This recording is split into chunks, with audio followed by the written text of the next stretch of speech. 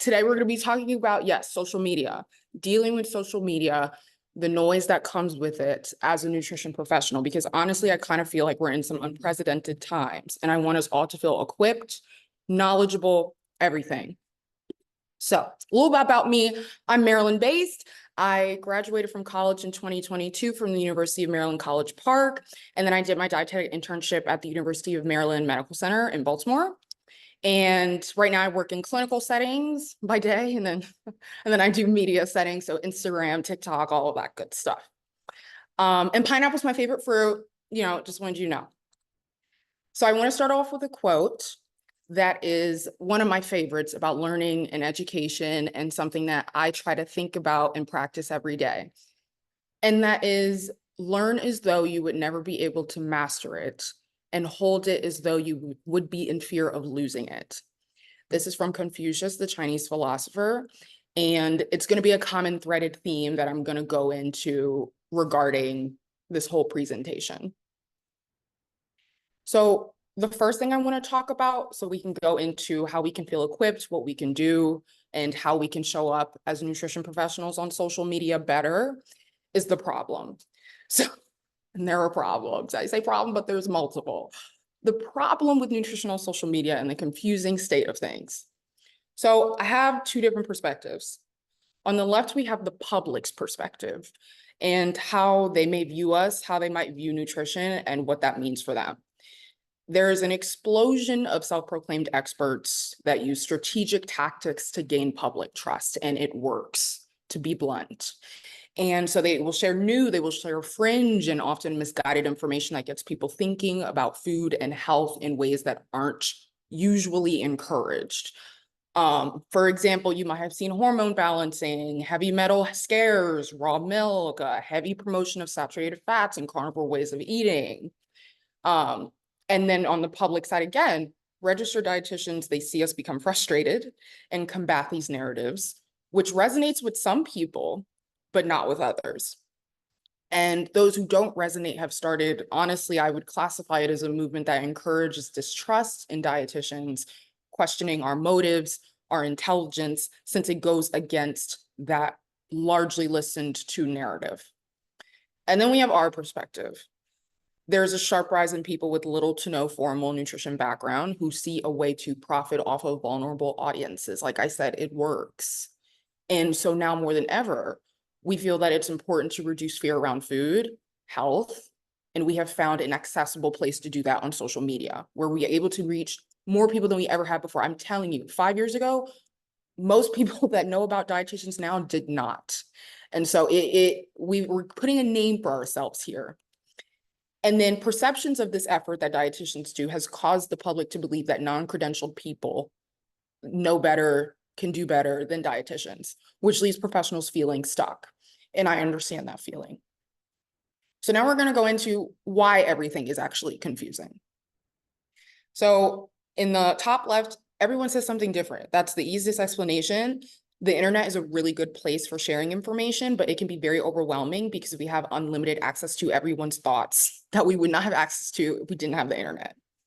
And then if we go underneath, the food industry, we have food and beverage companies that spend billions of dollars, around $14 billion every year in marketing to make bright colored food labels and packages and commercials. And this all plays a role in how we view food. We also have on the top right, lack of individualized messaging.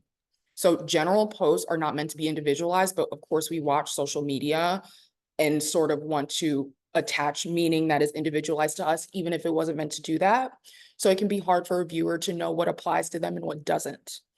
And then I want to put a reminder for healthcare professionals that we provide individualized approaches for our patients and our clients. If you are on social media, you will get people DMing you and commenting you, what about my thyroid levels? And well, I did this, that, and the other. What do you think I should do? And it's like, you really can't encourage that kind of interaction, just to put it out there. And fad trends, the last one, keto, carnivore, raw vegan, Whole30, gluten-free just because, paleo, intermittent fasting, only drinking raw milk.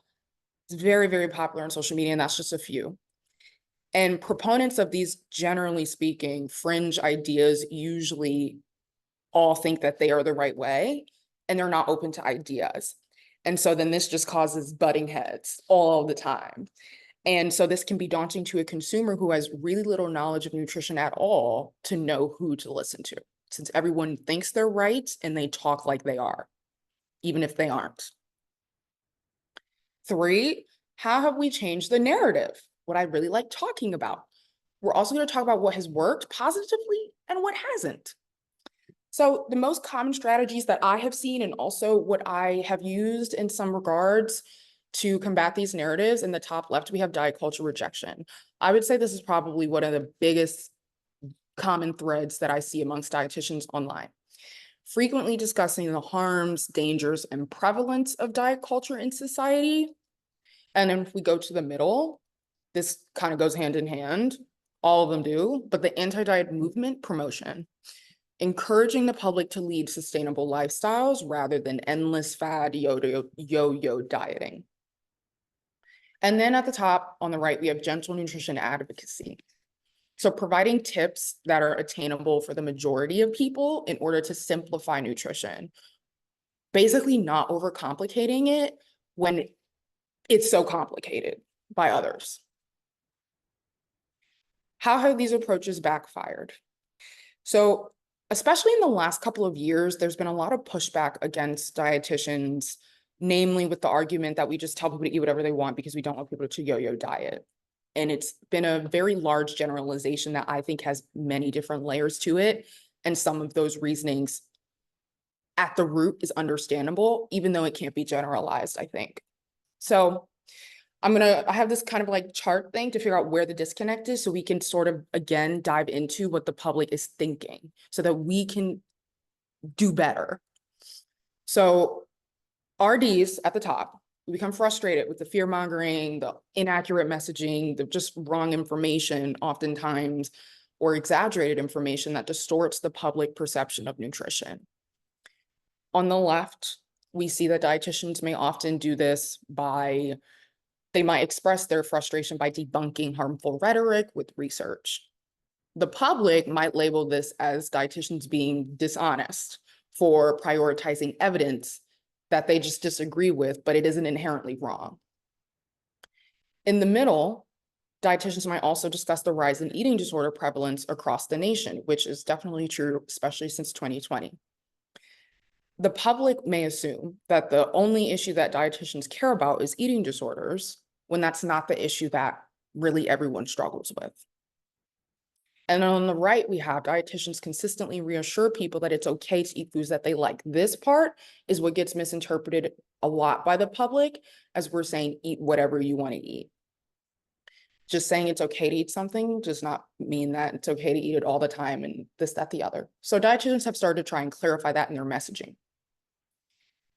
How can we navigate the noise professionally? As I say, now more than ever, we should feel equipped to do so. We cannot let all the wildness that's going on deter us. We should be using that as means of strengthening us. So I kind of say, stay I know, which is funny. Like if you work in a clinical setting like me, like, anyway, I hope someone gets it. But we're going to apply it here, informed and open-minded. So the first bullet, a lot of the trends and fads that are really popular now, to put it simply, they're just not really a part of the curriculum. But for awareness sake, it's important to point out that they're not part of our curriculum. So it can be important, or it is important, to stay up to date through reading research, to taking appropriate continuing education credits. Personally, I just scroll on PubMed, like honestly, at least 4 times a week. And it just keeps me, I don't know, it just keeps me right. Second, use personal experiences to enhance your practice, not dictate it. And so objective realities and consistent research should be prioritized before feelings, before experiences, in order to strengthen public trust. I've talked about this a lot on my social media platforms, which I forget. I didn't even say it's healthy Shiloh and like everything. But there's a big amount, I would say, of dietitians that have a social media presence who have a history of disordered eating patterns. And that is their passion, and they've sort of turned that into their work. And so They post a lot about that. They post a lot about food freedom and all that stuff. And so for a consumer who really hasn't struggled with that, that can be confusing because the message that that dietitian is posting is not for them. And so sometimes I find that it's best to use that personal experience, but not to let it really cloud so much that you can't reach the general public. So that's why I say use it to enhance your practice, use it as like a tool that you have that just makes you special as a practitioner, but don't let it control everything. And going in the same voice, don't rely on only your license to give you credibility alone. A lot of people are just like, I'm a dietitian, so you should listen to me. And I get it, I'm a dietitian. Like I've thought that way. But it is every practitioner's responsibility to earn trust through your quality of practice that shines through your credential. It's not just your credential. No person is automatically owed respect just because they have letters. It is up to you to constantly work on being the best practitioner you can be. And when you do, it will show. And also present as open to multiple trains of thought and research perspectives so that you can acknowledge that nutrition science has many unknowns. It is by far not the most perfect science. It's a relatively newer science, and we should definitely be carrying that nuance with us when we talk on social media. You can rarely talk in absolutes when it comes to nutrition. And so just letting your audience know that you have that in the back of your head lets people want to trust you more. And also just know your why. Be confident. Know why you're here, know why you're showing up, know what you want to say and how you want to say it, and everything will fall into place. And that's it. I have my information here, my email, all the platforms that I'm on. I'm on YouTube, but I don't have a YouTube video yet, but I'm working on it. But everything else is very much active. And I love questions and talking to people. And I hope you benefited from this today. Thank you, Shyla. That was so informative. We had a lot of chatter in the chat too, people agreeing with you. And we did, yeah, Jenny said the social media real talk we needed. We absolutely needed that. And we actually do have 2 questions. So I'm going to go ahead and ask you these. So one is more general about working or being on social media. What type of content can you put on social media as an RD to B, so as a student? Yes, wait, I'm sorry. I want to shout. Someone said Nyla, hi, hi, Nyla, hi. I didn't know Nyla was here. I know someone in here. I'm sorry. Oh, yes. So yeah, the type of content that you can post. So I've been posting on social media. Honestly, I didn't take it seriously for like until like a year ago, like genuinely, but I've been posting for like 3 years. When I was in RD2B, wait, should I stop staring? Yeah, no, stop staring. Yeah, you can go ahead. When I was in RD2B, I just honestly, I posted just like random stuff. Like I posted like my food and like, I just didn't really have a good grasp. Looking back, I would still post like education stuff because while you were like an undergrad and even once you graduate college, you have the nutrition degree, you know better honestly than a lot of people, and you can have that confidence and you can tap into it. Of course, there's certain things that you may not want to delve into, but like, especially like more general things, showing yourself building a meal and why you're building it that way. Or like, even if you know you're good at interpreting research, post that. Like, if you know what you know, post that. Like, don't feel deterred just because you don't have your credential yet. I wish that I didn't. So that's my advice. Yeah, that's great. Like, get started before you don't need your credential to post certain things. Do what you're comfortable with. Yeah. And then our next question is, Victor had 2 kind of the same question. How do you respond or not respond to like the messiness on social media and the negative comments? How would you like address those or respond or not respond? Yeah. So honestly, it all depends on what it is. Like, if I see something just really, really, I just don't even entertain it, honestly. But if there are certain things like for example, if I see multiple videos of people doing the same type of trend or like honestly like dangerous things that I feel like people really should engage in. Like I actually just posted a video earlier today. There was a very viral video of someone's mother who got hospitalized because she took too much liquid IV, 3 a day, and she's very sedentary, and it basically put her in fluid overload. So I use that as a talking point so that we know to talk about like, hey, know what you're taking, know why you're taking it. That's really important for the public to know. Like there were so many comments of people being like, I had no idea liquid IV could do that. Like I didn't know that was a thing. And so I think that like, I kind of feel like, hey, is this really important? People should really know that. Then yeah, but like if it's like someone doing like some fringe thing, like they want to like drink their like urine, I was just like, I can't, you know what I mean? It's that's the right, like, you know, a lot of people aren't going to listen to them. They're probably going to think they're a little wild.